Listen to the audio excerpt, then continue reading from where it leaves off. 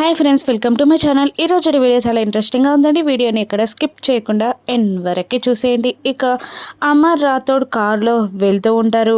ఇక రాథోడ్ ఇలా అంటుంటారు, ఆ దేవుడే మిమ్మల్ని అమ్మగారి తల్లిదండ్రుల దగ్గరికి తీసుకెళ్తున్నట్టు నాకు అనిపిస్తుంది సార్ అని రాథోడ్ అంటుండగా అమర్ కూడా ఏడుస్తూ ఇలా అంటుంటాడు. ఆరుయే తన డైరీ నా కంట పడేటట్టు తన బాధని తీర్చమని చెప్పినట్టు తన తల్లిదండ్రులకు వెతకమని తను నాకు చెప్పినట్టు నాకు అనిపిస్తుంది రాథోడ్ అని అంటూ ఉంటాడు అమర్. వాళ్ళలా ప్రార్థన చిల్డ్రన్స్ హోమ్స్కి చేరతారు. మరోవైపు ఘోర పూజ చేస్తూ ఉంటాడు. ఆరు చాలా టెన్షన్ పడిపోతూ ఉంటుంది. పక్కనే గుప్తా గారు కూడా ఆరుని చూసి బాధపడుతూ ఉంటారు. మిస్ అమ్మ ఆనందంగా వాళ్ళ నాన్నగారితో కబుర్లు చెప్తూ ఉంటుంది. ఘోర పక్కనే మనోహరి కూడా ఆరు ఆత్మ బంధనాన్ని చూడడానికి రెడీగా కూర్చుని ఉంటుంది.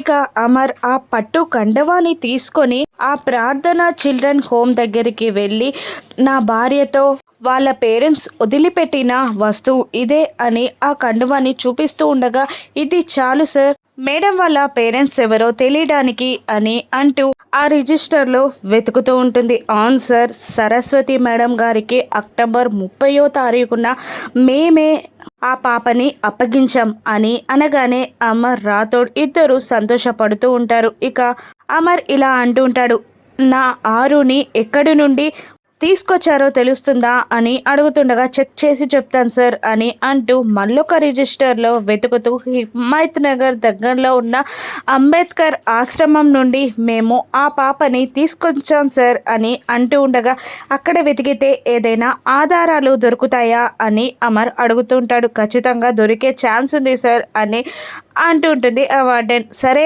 అంటూ ఆ కండువాని పట్టుకొని అమర్ వెళ్తూ ఉండగా, ఒక్క నిమిషం సార్ అని మళ్ళీ ఆ వార్డెన్ ఆపేసి మరొక రిజిస్టర్ని వెతికి, సార్ మేడం గుచ్చి వాళ్ళ ఫాదర్ చాలా రోజుల నుండి వెతుకుతున్నాడు. ఆ మేడం వల్ల ఫాదర్ దాదాపుగా 20 ఏళ్ల నుండి ఆ అమ్మాయిని వెతుకుతున్నాడు అనగానే అమర్ ఏడుస్తూ ఉంటాడు. అమర్ రాథోడ్తో ఇలా అంటుంటాడు, నా ఆరు వదిలివేయబడలేదు. ఇక మిస్ అమ్మ మాటలు కరెక్టే, వద్దు అని వదిలించుకున్న పిల్లలే కాదు, తల్లిదండ్రులకి దూరమైన పిల్లలు కూడా అనాథాశ్రమాలకి చేరతారు అన్న మిస్సమ్మ మాట నిజం రాథోడ్. నా భార్య పుట్టుకకి అర్థముంది. తన బాధలో ఏదో మాట్లాడింది, కానీ నిజానికి వాళ్ళ ఫాదర్ వెతుకుతున్నారంట అని సంతోషంగా చెప్తూ ఉంటాడు అమర్. ఇక అవును సార్, ఆ ఫాదర్ ఎక్కని ఆశ్రమం మెట్టు లేదు, అడగని వార్డెన్ లేదు, అంతగా వెతికారు వాళ్ళ ఫాదర్ అని ఆ వార్డెన్ చెప్తుండగా, ఆయన వివరాలు ఏదైనా తెలుస్తాయా అని మళ్ళీ అమర్ అడుగుతూ ఉంటాడు. అప్పుడు ఒక్క నిమిషం సార్ అని అంటూ రామ్మూర్తి అని చెప్పేస్తుంది ఆ వార్డెన్. దాంతో షాక్ అవుతూ ఉంటారు అమర్ రాథోడ్ ఇద్దరు. మళ్ళీ ఒకసారి చెక్ చేసి చెప్పండి అని అమర్ అంటుండగా, అవును సార్, ఆ ఫాదర్ పేరు రామ్మూర్తియే అని అంటూ ఉండగా, మళ్ళీ రాథోడ్ ఏమీ అనుకోకండి మేడం, ఒక్కసారి మళ్ళీ చెక్ చేసి చెప్పగానే, నిజమండి, ఆ ఫాదర్ పేరు రామ్మూర్తి, అంతేకాదు తనకొక సిస్టర్ కూడా ఉంది, భాగమతి. ఇక ఆ అమ్మాయి కూర్చి తెలిస్తే చెప్పండి అంటూ వాళ్ళ ఇద్దరి ఫోన్ నెంబర్స్ కూడా ఇచ్చారు. ఆ ఫాదర్ చాలా ఏడుస్తూ కంగారుగా వెతికేవాడు.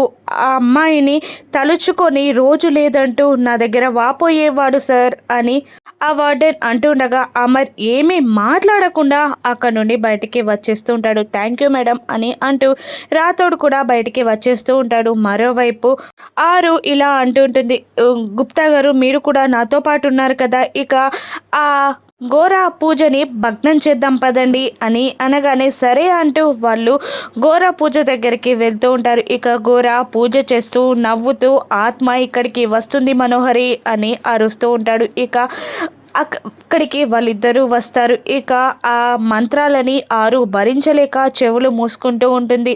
ఆత్మ వచ్చింది అని ఘోర మనుకి చెప్తుండగా మను చాలా సంతోషపడిపోతూ ఉంటుంది. మను ఇలా అంటూ ఉంటుంది, దాని చావుతో మొదలైన నా విజయం దాని ఆత్మ బంధనంతో ముగించనున్నదన్నమాట. ఇక నా జీవితంలో అన్ని మంచి రోజులే అని అంటుండగా, ఇక ఆరు గుప్తా గారితో ఇక మన ఇద్దరం కలిసి ఆ పూజని భగ్నం చేద్దాం, ఆ ఘోరాన్ని ఆపుదాం అని అంటుండగా, గుప్తా గారు మాత్రం నేను అలా చేయలేను బాలిక, అని అనేస్తాడు. దాంతో ఆరు షాక్ అవుతూ ఉంటుంది.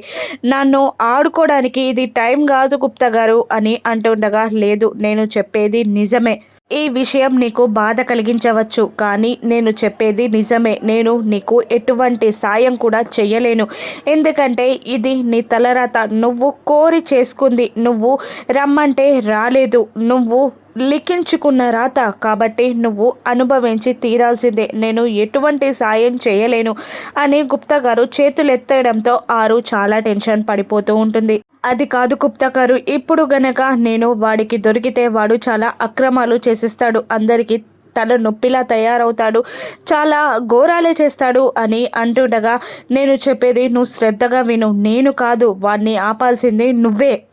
అది నీ వల్ల మాత్రమే అవుతుంది, నేను కాదు అని గుప్తా గారు అనేస్తారు. ఇక గోరా ఇలా అంటుంటాడు, మనుని ఇక ఆత్మ వచ్చింది, మరు క్షణంలో ఈ బాటిల్లో బందీ అవుతుంది అని అంటుంటాడు గోరా. ఇక ఆరు ఎంత చెప్పినా కూడా గోరా కానీ గుప్తా గారు కానీ వినరు. ఇక గోరా అనుకున్నట్టే ఆరు ఆత్మని బాటిల్లో బంధించేస్తాడు. ఆత్మ బందీ అయింది అని అంటూ ఉంటాడు మనుతో గోరా.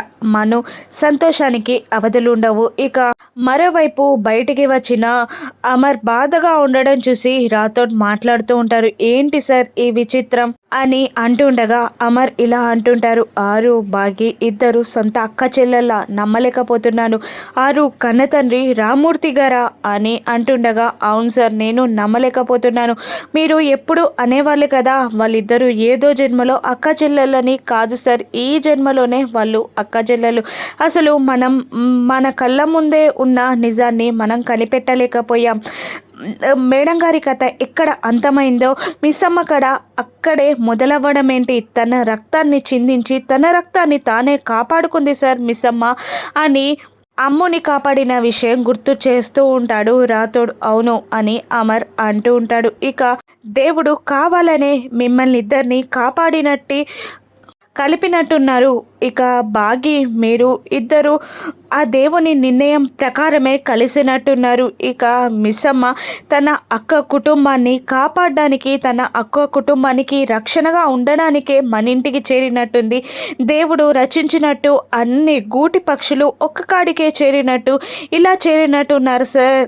ఇదేం విచిత్రం సార్ అని అంటుండగా ఫ్లాష్ బ్యాక్ అంతా అమర్ గుర్తు చేసుకుంటూ ఉంటాడు. వెళ్దాం పదండి సార్. ఇక రామ్మూర్తి గారికి బాగికి ఈ విషయం చెప్దాం అని అంటుండగా అమర్ ఇలా అంటుంటాడు, ఏం చెప్పమంటావు రాథోడ్? 20 ఏళ్ళుగా తను కలలు కంటూ తన దగ్గరికి వస్తుందనుకున్న కూతురు రాలేదని చెప్పమంటావా? రాదు అని చెప్పమంటావా?